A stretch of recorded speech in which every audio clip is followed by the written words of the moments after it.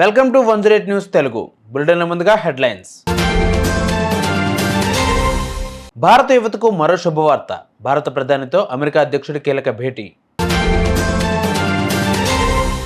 Gandhi versus Kaushik Reddy. హైదరాబాద్లో BRS నేతల ముందస్తు అరెస్ట్.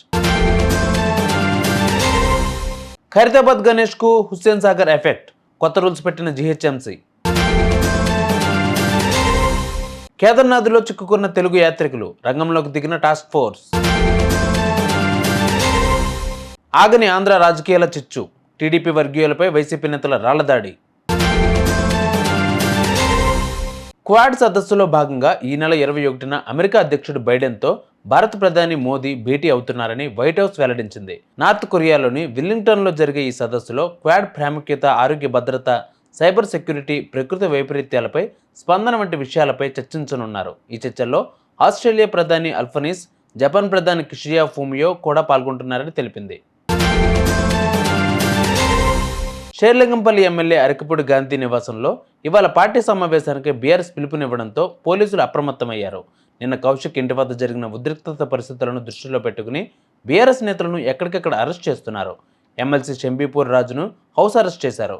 ఎమ్మెల్యేలు వివేకానంద, మాధవరం కృష్ణారావు ఇళ్ల వద్ద భారీగా పోలీసులు మోహరించారు. హుస్సేన్ సాగర్ వద్ద వినాయక నిమజ్జనాలపై జీహెచ్ఎంసీ పోలీసు శాఖ ఓ నిర్ణయానికి వచ్చాయి. సాగర్లో నిమజ్జనానికి తరలివచ్చే విగ్రహాల సంఖ్యకు తగ్గట్టుగా అప్పటికప్పుడు ఏర్పాట్లు చేసుకునే ప్రణాళికకు అధికారులు జేకొట్టారు. రద్దీ తక్కువ ఉంటే ట్యాంక్ బండ్కు నిమజ్జన వేడుక నుంచి మినహాయింపు ఇవ్వాలని నిర్ణయించారు.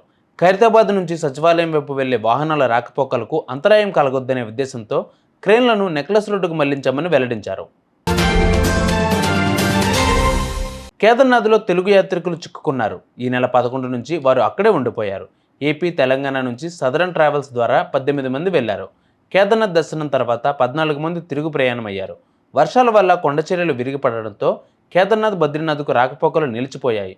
2 రోజులుగా నిజామాబాద్, విజయనగరం యాత్రికులు అక్కడే చిక్కుకుపోయారు. గుంటూరు జిల్లాలో టీడీపీ వర్గీయులపై వైసీపీ నేతలు రాళ్లదాడి చేశారు. ఈ ఘటనలో 5గురికి గాయాలు కావడంతో ఆసుపత్రికి తరలించారు. చేబ్రోలు మండలం అనుమర్లపూడిలో ఈ ఘటన చోటు చేసుకుంది. వినాయకుడి నిమజ్జనం జరుగుతున్న సమయంలో ఈ రాళ్లదాడి జరిగినట్లు సమాచారం. చూసారుగా ఇవాళ బులెటిన్ అప్డేట్స్. మరిన్ని అప్డేట్స్తో మళ్ళీ మీ ముందుకు వస్తాను. అంతవరకు keep watching 108 news Telugu. Please subscribe to 108 TV. Subscribe to 108 TV. Please subscribe to 108 TV channel. Please subscribe to 108 channel. Please subscribe to 108 channel. 108 TV ki.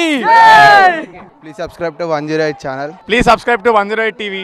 Please subscribe to 108 TV. Please subscribe to 108 TV.